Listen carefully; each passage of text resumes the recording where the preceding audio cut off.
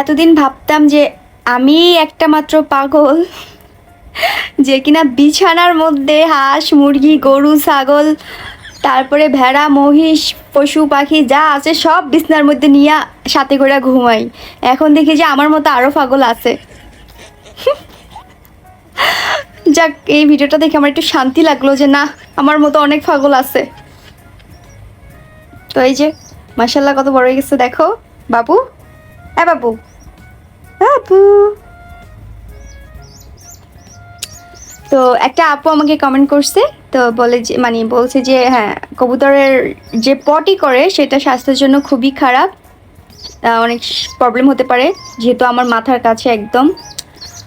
তো আপুটাকে বলতেছি আসলে এগুলো তো আমার অভ্যস্ত হয়ে গেছে, এগুলোর সাথে থাকতে থাকতে আমার অভ্যস্ত হয়ে গেছে। আমার ভালোই লাগে, আমার কোনো প্রবলেম হয় না। আর আমার হাজব্যান্ডকে আমি এই সাইডে দিয়ে আমি এই সাইডে ঘুমাই, আর ধরতে গেলে পুরোটা জায়গায় ওর থাকে। আমি তো একদম, আমি আমার হাজব্যান্ড একদম এক কোণার ভিতরের জায়গা, পুরো জায়গাটাই খালি থাকে। তো ওটা নিয়ে প্রবলেম নাই। আর পশু পাখির সাথে আমার অভ্যস্ত হয়ে গেছে গা আসলে। ওদেরকে পালতে পালতে এদের পটি বলো, ওদের যে মলমূত্র আছে সেগুলো পরিষ্কার করতে করতে আমার একদম অভ্যস্ত হয়ে গেছে গা। না, আমার ভালোই লাগে। মাঝে মধ্যে তো মনটা একদম চাবাইয়া খাইয়াই লেগে রে, খাইয়া লাগে। আর ওদের ঘ্রাণটা আমার এত ভালো লাগে, পশু পাখির যে ঘ্রাণগুলো আমার অনেক ভালো লাগে। চুপ থাক, চুপ থাক, চুপ চুপ চুপ চুপ চুপ।